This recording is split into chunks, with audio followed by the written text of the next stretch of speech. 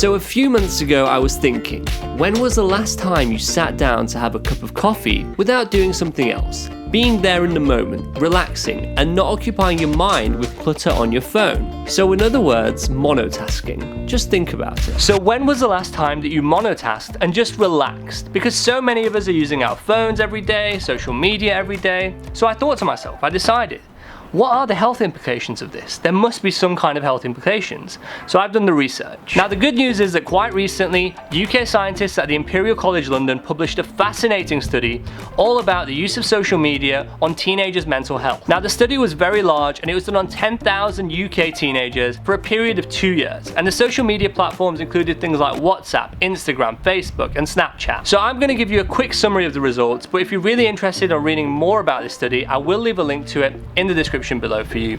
Also, make sure to watch the full video because in this video I'm going to give you some really useful tips on how to reduce your phone usage. Now let's get to the results.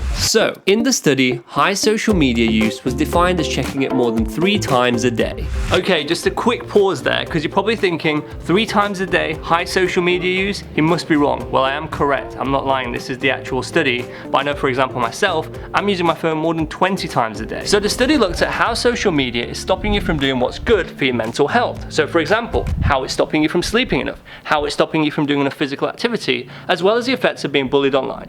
Now let's maybe do a drone shot with the results. So, what did they find? Well, firstly, there was a relationship between social media and physiological well-being 2 years later in girls, and it was entirely mediated by the experience of being bullied online, not sleeping enough, or doing enough physical activity. So it's basically what social media is stopping you from doing that's good for your mental health. Now, it's worth noting, however, that these 3 mechanisms weren't found to be significant for boys. However, the study did show that there was a relationship between social media and mental health in boys. And I guess you can only assume that there will be different mechanisms that are going to affect the physiological well-being of boys. So I guess more research is needed into this. So the next question is, how do we reduce our phone time? Well, the good news is that I've been trying out loads of different techniques and I've narrowed it down to my top 4. So let's begin. So tip number 1, which is by far the most effective that I've found, is by switching your phone to grayscale mode. Those colors when you unlock your phone, they stimulate your brain, and by having it on grayscale, it's going to reduce that stimulation, and fingers crossed, it's going to reduce your phone time. Which leads me on to tip number 2. Stop using your phone as an alarm clock. You need to buy yourself an alarm clock so you're not having your phone next to your bedside table plugged in. Have it on the other side of the room plugged in charging, and your alarm clock on your bedside table to wake you up. So by having your phone on the other side of the room charging, it's going to prevent you from doing this, scrolling. I know we've all done it before. I've done it loads of times. I do it in the morning, I do it at night time.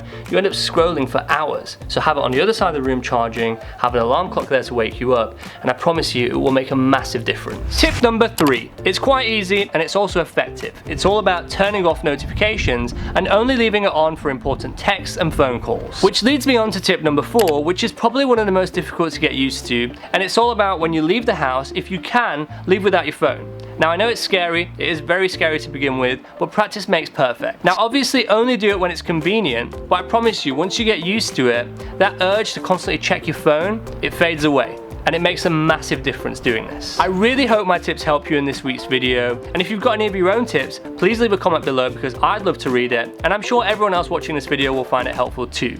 Always remember that you're awesome, and I will see you next week. So how social media is stopping you from sleeping enough? How social media is stopping you from something enough? I really hope this fluffy thing on here is helping to take that wind, because there is quite a lot of wind on these scenes. Fingers crossed. It's gonna work.